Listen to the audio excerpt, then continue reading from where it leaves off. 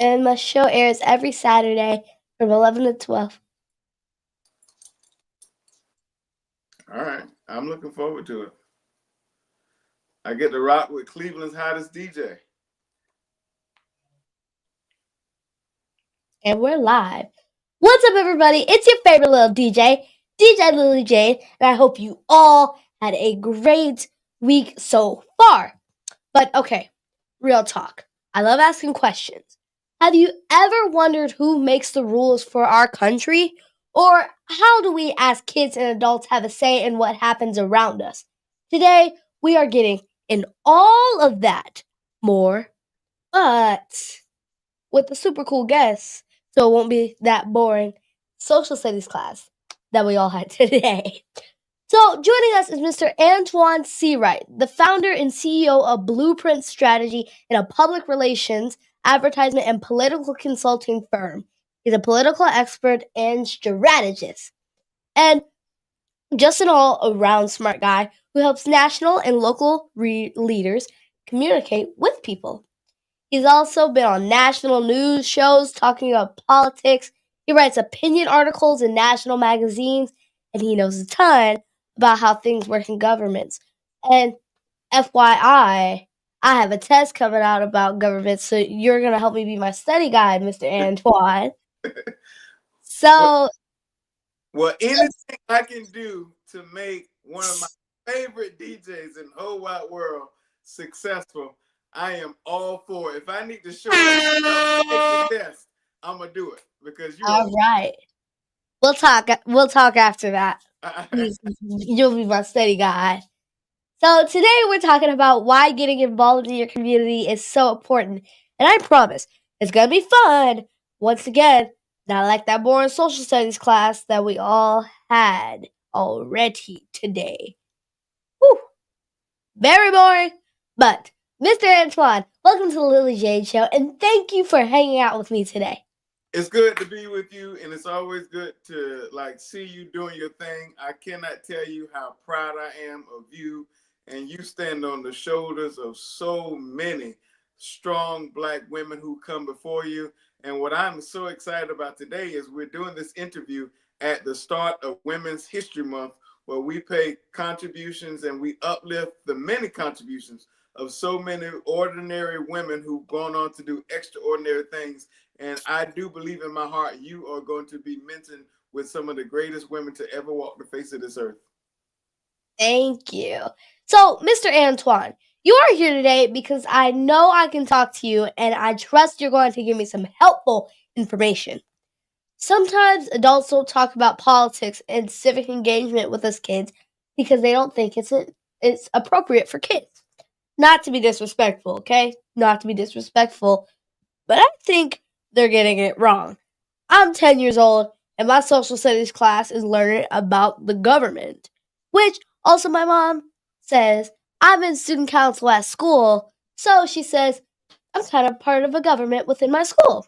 And everywhere I go, people talk about voting and elections. There were even a bunch of ads this summer on YouTube and social media about it. Even at the grocery store, people would stop my parents in the parking lot to ask them to sign a petition or register to vote. My pastor even talks about it in church. My point is everywhere. So, how could I not want to question about civic engagement? Well, DJ, I would just tell you this. Everything in your life and about your life and your parents' life, your friends' life, and your family's life is impacted by government. I like to believe that the leaders that we elect at the ballot box when you turn 18 will decide what the next 88 to 90 to 100 years of all of our lives look like. So, for an example, when I was in the fifth grade, I ran for vice president of my student council because I wanted extended recess on Fridays and I wanted to be able to have a pizza party if my class was good for an entire month. Well, I ran. That's what I campaigned on. My students, the students and my peers voted for me and I won. I became vice president of my student council and we were able to get Wait, extended recess on Fridays. So no way. think about this, DJ. Now that was just recess. Just imagine if we let good people in the presidency, at the governor's level, at the state house, the city council, mayor. Just think about all the good they can do, not just for recess, but for our communities and for our families. It matters. Your vote matters. That's why voting at a young age at the student council level matters so much. Now I wish that our school did vice president and president because I would have been running and asking for extended recess on Fridays like you did. But okay, Mr. Antoine, to start, what is civic engagement? Like if I told my friends, hey, let's go do some civic engagement this weekend, what would that mean? Well, that means simply finding something you love that's going to help someone else and using your time to do that. It doesn't have to mean politics. It could mean picking up trash on the highway. It could mean giving senior citizens help with their medicines or helping them play bingo. It could mean helping tutor one of your friends. It could mean registering people to vote. It could mean whatever you want, whatever your passion may be. That is civic engagement. DJ Lily, what I tell people all the time is that find something you love that you will not get paid for and go and do that. So whatever it is that you love, for you, it could be DJing at a party for free because you love the cause. I'm not asking you to not collect your coins. I want you to pop out and get all your money. But if you find a cause that you love and you want to volunteer your time, do that. That's civic engagement. Getting involved in the community, doing something that's going to benefit someone other than yourself. Now, I have another question. Every year I do a sock drive. I collect socks or people donate money to buy socks. So I That's can civic give them away engagement. to the unhoused community and shelters. Is that an example of civic engagement? That is one of the best examples of civic engagement. And I encourage you to make certain that you tell me when you're doing it so I can donate some socks and some coins to your cause. All right. Okay, just have your people call my people, okay? That's my saying. Have your people call my people. We're going to do that. We're going to do that. Ah, perfect. So, even though I don't have any power or am not famous, I can still be helpful to my community. Well, let me stop you there. I would not dare say that you're not powerful or you're not famous because you have the ability to influence other people. And you don't have to be powerful and you don't have to be famous in order to make a difference or to influence people. Think about this. Everyone that you're around at school, everyone that your parents are around, you all have the ability to educate and update someone on something. So don't think that you have to have some big fancy title or some big fancy job in order to make a difference. This country and our world and our communities as Black Americans has always been about ordinary people doing extraordinary things, not looking to make history, but just doing their thing, and they ended up making history. Kind of like what you're doing right now. That's perfect. So you're saying I don't have to be famous on TV to make an impact? No, you can be famous in your house. You can be famous at your school. You can be famous in the mirror to make an impact as long as somebody will look at you and say, because of that great DJ, radio host, and author in Cleveland, my life is better, or I learned something from him or her. You have made a difference. So, how does the government really work? Well, government works by the people. The people select their leaders, and their leaders are supposed to work on their behalf. The problem is that does not always happen. So bad things happen to good people because we do not have the right people in office. That's why showing up to vote is so important.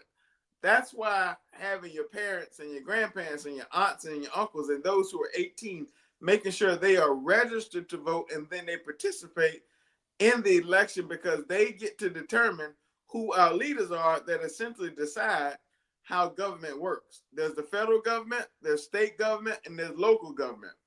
each branch does different things, but all for the people. Okay, wait. So I know there's like a president and Congress, but Yep. I always get confused about who does what. So the president is the chief executive officer. Think about the president being the CEO of the United States. And then you Uh-huh. have the House and the Senate. That's considered the Congress. Those are the other arms of government. And then you have the courts. So you have the legislative branch, the executive branch, and then you have the legal branch. The courts. The Right. courts are appointed, nominated by the president, confirmed by the Senate.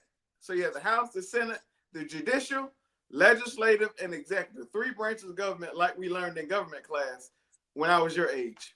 I'm taking notes right now. I got my pen and paper and I'm writing this all down. So, how does it work in Cleveland and South Euclid? Is it like Chris Ronayne is above all the mayors? So there's local government. So like you have Mayor Bibb, who's the mayor of Cleveland, and then you have the county level. Chris Romaine is the county executive, so he oversees the county. The mayor oversees the city. And then you have your Congresswoman, Shontel Brown. She represents you in Washington. And then you have two United States senators who also represent you in Washington. And then you have a governor who represents you at the state level. And then you have state representatives who also represent you at the state level. And then So, ooh. you have school board members who represent you at the school district level. So, my mom's on PTA. Is she basically representing the school, sort of? Sort of. She's representing the interests of the parents. Ah, okay. That makes a lot more sense. And if you're just not tuning in, I have political strategist Mr. Antoine Seawright, CEO of Blueprint Strategy. But today, Mr. Antoine is my government expert and he's breaking down civic engagement for me. Okay, Mr. Antoine, so if I can summarize what you just told me, it sounds like government branches work together like a group project. That's right. All right, I got You it. get an A for You got the legislative branch that writes the rules or instructions that for the project, which is what my Congresswoman Shontel Brown does, or the Cleveland level that's a city councilman. Also, shout out to my girl boss. Whoop whoop. And then you have the executive branch, which is the president of the United States or the mayor of the city, and they make sure the rules are being followed. They're the leader of the group project and make sure everybody's doing their part. Is that right? You get an A for today. Yay! And then last, you have the judicial branch, which consists of law courts and judges. They are making the rule translators, kind of like teachers making sure the project was done right. Did I break it down? You broke it down. Let's go. You put boots on the ground. You broke it down. Okay, so what happens if they don't agree? Because that's what it feels like is happening right now. Well, a lot of things happen when you don't agree. So right now in Washington, the Republican Party has the House, the Senate, and the presidency. So they're going to do whatever they want. And what they're doing right now is so scary and it's dismantling government as we know it, and it's scary. But at the local level, it's a little different. People are working together, getting things done for the benefit of the community. So what happens when people don't agree is they vote on it, and then one side wins and one side loses. And so election after election, whoever has the majority, so whoever has the most people get to decide what laws are in place and what laws are not in place. All right, so enough with the government. Let's talk about you. Where'd you grow up and go to school? Well, I grew up in a little place called South Carolina. I like to call it God's country. The road to heaven runs through South Carolina. So I got to get you down to South Carolina to do a gig for me so I can make sure you're going to heaven. But, you know, DJ, the one thing I love about the South is that we are very hospitable people. I thought I heard some Southern Southernness of you.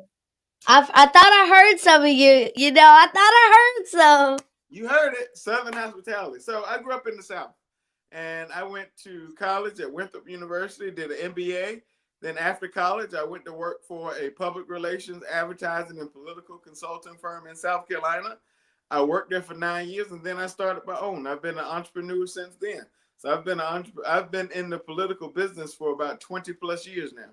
So, do you know Coach Don Staley?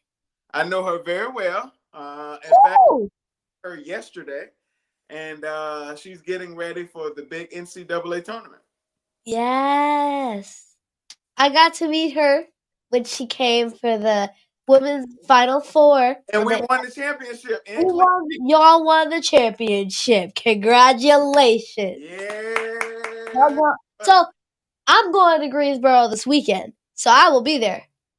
Well, North Carolina. well, I'll you're be there going to witnessing. the ACC tournament, and Yeah. turn up. And I hope you put some boots on the ground. That's one of the favorite songs in the South. So make sure you play that on your set. Good to know. But Good to know I, so I can I get the also fans hope jumping. I also hope you soak up the experience, because not a lot of people get to go to the ACC tournament. That is a once in a lifetime opportunity. Now, your job is political strategist. So, Yeah. what does that mean? Well, my job is to advise candidates who are running for office and give them a strategy on how to win. So that's why I named my company Blueprint Strategy. You know, when you get ready to build a house, they give you a blueprint, they give you a plan.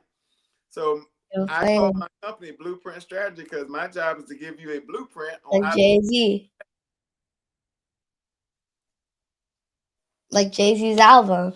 There you go. I named it after Jay-Z album. One of my favorite, So, one of my favorite artists is Brooklyn in the House. listen. What's your favorite song? You know, Jay-Z has so many that I like. Woo! Maybe it's an album. Like, my producer is a big Jay-Z fan. So Maybe it's the album. I'm just a Jay-Z fan across the board. yeah, my producer is now obsessed with you. He loves Jay-Z. Good. Like, I'll hop into the car after he picks me up from school, and he's always playing some Jay-Z. It's the best. He is one of the best to ever do it. Now let's play a quick game of Would You Rather, Government Edition. I'm gonna give you two choices. You have to pick one. Give me the first thought in your head. Now, are you ready? I'm ready. Would you rather be the president for a day or create a new law that stays forever? Create a new law that stays forever. Would you rather give a big speech on TV or have a private meeting with the most powerful leaders of the country? Give a big speech on TV. Now, this is the last one. Would you rather have unlimited snacks at every political meeting you go to or get to DJ the biggest government party ever? Unlimited snacks. People forget. I feel you right there, but why not DJing? I can teach you. Well, people will forget about the music, but they won't forget about the food. Oh my gosh. Listen, I love that last answer. Now, by the way, besides Jay-Z, what's on your playlist? And what songs are you listening to keep you energized and motivated? You know, can I tell you truthfully one of my favorite songs right now? Yeah. Country Roads. Take me home to the place I belong. South Carolina. That's funny. Now, what was your first concert? Ooh, that's a good question. My first concert would have been Lauryn Hill, I think. What was your most recent concert? Oh, wait, do it again? Too good to be true. Can't take my eyes off of you. That's a good Lauryn Hill song. We turned this into karaoke. Now, what was the last concert you recently went to? I want to say New Edition. New Edition. Union tour. Candy Girl? Can't Candy girl, you are my girl, world. you're so sweet. You're a special treat. Hey, Hey, listen, we need to get the speakers plugged in and turn on the music. Hey, I'll dance and sing too. hey. Yes. And who have you seen the most? Who have I seen the most? Music wise? Yeah, John Legend. John Legend. That's my boy. Ah, A good so Ohio guy. who? Yeah, Ohio. Who do you wish you got to see before, like, they stopped going on tour or sadly passed away? I probably want to see Frankie Beverly Maze one more time. Oh, hold on. We need to turn on the Frankie Beverly. You know, I need to electric slide right now. I need to No, electric slide. listen, you are in Cleveland, the line dance capital of the world. You got to get boots on the ground in your Oh town. my god. Hey, get me a fan. Hey, Start popping, huh? where them fans at? Now, who did you get to see before they stopped going on tour? Ooh, before they stop going on tour. Well, everybody that I got to see, they're kind of circling the block back on tour, so that's kind of difficult. But Jay-Z, I got to see Jay-Z. I've gotten to see Jay-Z more than once perform. Well, thank you for playing that quick pop quiz. And before we go, Did I get a good grade? yes, you got an A plus Okay. plus plus. All right. Now, I just hope we can connect again after this. Again, you're my study guide. You know, we're gonna need to circle back after this. We're gonna do this. Let me tell you what we're gonna do. We're gonna do an IG live on my IG in person. Ooh. Come to Cleveland or fly you to DC or South Carolina, and we're gonna hook it up. Oh, yes, please fly me to DC because I have some grandparents in Virginia. So, after we do that, I can drive on over. Well, you can get driven because you're not old enough to drive yet. Hey, what you talking about? I back out my driveway sometimes to help put the cars on the street. Oh, that's good. That's good practice. Now, before we go, any advice or final words you'd like to give to my listeners who want to make a difference? Just know that everything you do for someone other than yourself is making a difference. And you don't have to have a big job. You don't have to have a big title. You don't have to have a big following on social media to make a difference. Small deeds can make a big difference. That's good advice right there. Well, Mr. Antoine C. Wright, thank you for sharing your insights with us today. But before we wrap up, how can our listeners follow your work or get in touch with you? At Antoine C. Wright, ANTJUANSEAWRIGHT on Instagram, Facebook, and X, formerly known as Twitter. Fantastic. Thank you, political strategist Mr. Antoine C. Wright, CEO of Blueprint Strategy, for being on my show today. I hope we can connect in person soon. Your next project, let me shadow you with my camera, man. I'm a real reporter over here. We're going to do it. I'm going to make sure we do it. Perfect. Well, all right, y'all. Today was amazing. The biggest thing I learned, you don't have to wait to get involved. Civic engagement starts now. Just ask questions, speak up, and help out. So I challenge you, go do one thing this week to help your neighborhood. Help a neighbor or a schoolmate pick up trash on your street. Or just learn about what's going on in your community. Your local library always has helpful information because guess what? We all are the future, and the future starts now. It doesn't matter how old, like Mr. Antoine said.